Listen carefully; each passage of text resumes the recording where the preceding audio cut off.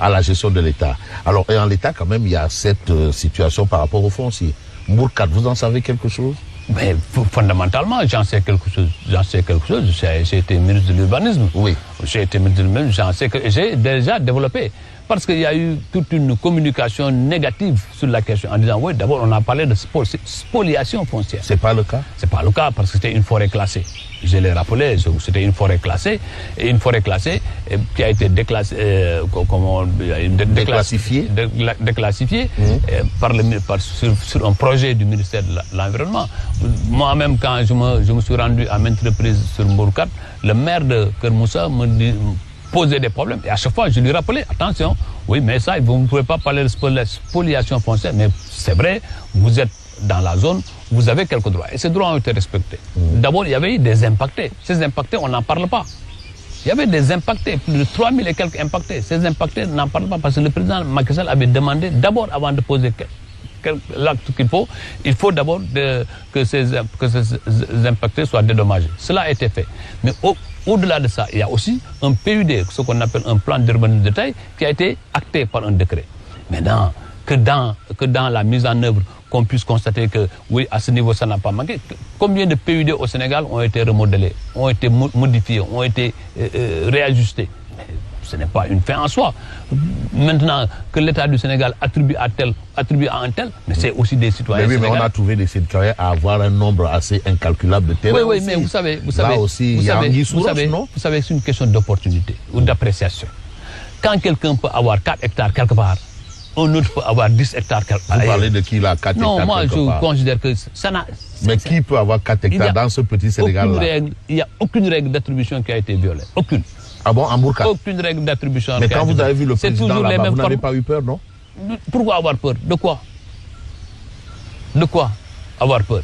Parce qu'il n'y a aucune règle d'attribution qui soit violée. Pas du tout.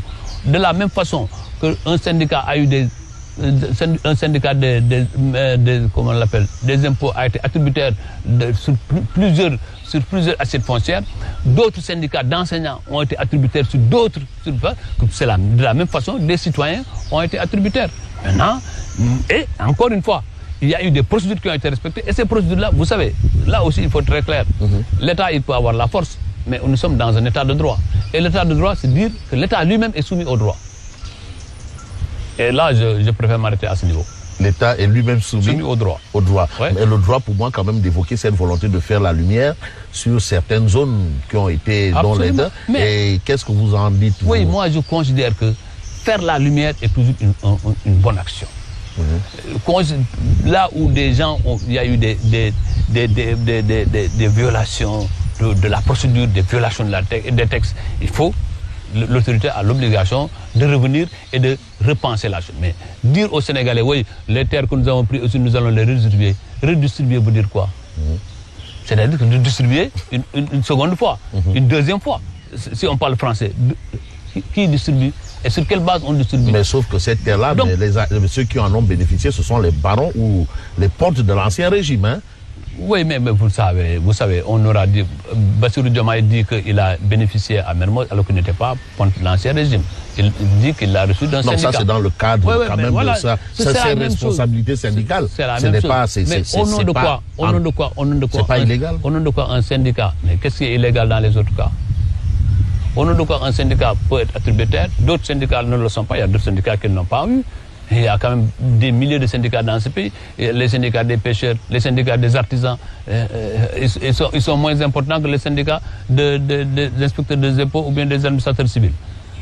Mais sauf que voilà le problème fondamental. Maintenant, on parle de fonctionnaires d'élite quand même. Vous savez, quand on distribue, quand les trois attribuent, c'est simplement la valorisation. Est-ce que vous pouvez le valoriser? C'est ça qu'il faut chercher. Celui qui est attributeur, est-ce qu'il est capable de le valoriser? Et l'objectif, c'était de créer une nouvelle ville à Thiès. Une nouvelle ville, c'est un PUD bien conçu, c'est des investisseurs, mais aussi c'est des citoyens qui sont capables d'investissement pour accompagner la volonté de l'État. C'est ça le problème. Et moi, tant que c'est une appréciation, tant que c'est une correction, tant que c'est une remise en cause de quelque chose qui ne semblait pas dans les voies, je peux l'accepter, il n'y a aucun problème à ce niveau. Mais c'est de vouloir faire de la politique politique de ces questions qui est inacceptable. Mais ce n'est pas ciblé, non? Vous ne pensez pas qu'on a tendance à vouloir s'en prendre à ceux qui ont été là? Oui, mais c'est clair qu'il y a une volonté manifeste de diaboliser. Mais à tort ou à raison? À tort. parce qu'eux-mêmes ont bénéficié de ces largesses de l'État. L'État, quand même, à un moment, a donné des assiettes. Ce n'est pas simplement à Hambourg, ce n'est pas simplement à Dakar, c'est dans tous les pays. L'État a, à un moment, attribué des assiettes foncières à des citoyens, à des fonctionnaires, à des syndicats, à des chefs religieux, à des notables, mais ce n'est pas une nouvelle pratique. Et on a l'impression que c'est né avec le régime du président Macky Sall. Et d'ailleurs, il faut qu'il fasse très attention. Le président Macky Sall était conscient des dangers du foncier. Et il avait un jour déclaré que l'une des bombes qui menaçait le pays, c'est la bombe foncière. J'invite l'autorité à être beaucoup plus intelligente dans la démarche. Mais les responsables dans cette histoire, ce sont les politiques ou ce sont les fonctionnaires? Bon, la responsabilité, elle est partagée. C'est pourquoi d'ailleurs, quand le président de la République a dit qu'il va faire des assises autour de la question pour qu'on réfléchisse ensemble. C'était une bonne action. Inviter les maires, inviter les présidents de conseils départementaux, inviter l'autorité déconcentrée à travers le sous-préfet, les préfets et les gouverneurs, mais aussi inviter ceux qui en ont l'expérience. Il ne faut pas se cacher. Il y a quand même tout un imbroglio. Hein? Il y a quand même des gens qui sont autour du processus et qui mettent un peu de venin. Et ça, il faut quand même que nous ayons le courage d'affronter ces questions ensemble. Et ces questions foncières doivent être affrontées ensemble. C'est une des questions sur laquelle le chef de l'État doit chercher un consensus national. Un consensus et non un conflit. Pas de conflit, parce que les conflits ne mèneront absolument à rien. Mais il faut que nous discutions, que nous échangions. Et il y a eu un moment où le président de la République pensait qu'il faut maintenant donner des quotas. Si ça dépasse un temps d'hectare, ce n'est plus une délibération, ça doit être le préfet. Si ça dépasse tant, ça doit être le gouverneur. Et si ça dépasse 50 hectares, ce n'est plus le gouverneur, c'est au niveau de l'administration centrale. C'était un bon procédé, mais est-ce qu'il a été rentable? Est-ce qu'il a été performant? Ce sont ces questions-là. Et ensuite, la question des terres. Vous voyez tous les jours des conflits entre éleveurs et agriculteurs. Ces questions méritent bien d'être analysées en profondeur. Et la question de la paternité des terres. Vous savez, la loi sur le domaine national, c'est une loi très compliquée, qui a une histoire. Mais cette histoire-là est substantielle à notre nation. C'est un vrai problème. Et ces problèmes-là, il faut les aborder de la manière la plus profonde, la plus sereine, et trouver des solutions qui seront acceptées par toutes les populations. Sinon, c'est un recommencement. Le régime là va un jour, tôt ou tard, et je crois que sa fin n'est pas très lointaine. La fin de quel régime? N'est pas très lointaine. Et après, on va... Ce seront des éternelles remises en cause. Vous faites des courriers ou bien? Non, je considère que il faut ça, c'est l'homme politique qui parle. Ce n'est plus l'administrateur. D'accord. Alors, la déclaration de politique générale du président de la République, est-ce que vous pouvez trouver autre chose à redire? Vous dites? La déclaration de patrimoine, autant pour moi, du président de la République. Bon, est-ce qu'il y a à redire? Parce que le président sortant nous avait émerveillé avec un patrimoine estimé à près de 7 milliards, alors qu'ici on a à peine débrouillé 400 millions. Moi, il ne faut pas comparer. Il ne faut pas comparer. Macky Sall n'a jamais eu 17 milliards de patrimoine. C'est pas exact. Non, mais on a parlé d'un montant 7. Non, c'est pas exact.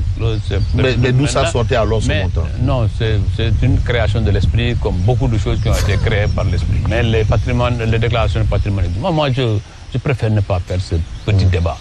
Parce que je considère que, oui, quand Bassirou Diomaye Faye, qui n'a pas été responsable de grande envergure durant toutes ces années, qui subitement est président de la République, qui a un tel patrimoine, d'autres qui ont exercé de plus grandes responsabilités, qui ont eu un vécu beaucoup plus grand, qui ont eu des relations beaucoup plus imprégnantes, forcément, les patrimoines ne peuvent pas être les mêmes. Mais le plus important, ce n'est pas ces débats de patrimoine, c'est ce que Bassirou Diomaye Faye fera pour ce pays, c'est ce que Bassirou Diomaye Faye en tête pour ce pays, et ce que Bassirou Diomaye Faye fera pour soulager les populations sénégalaises.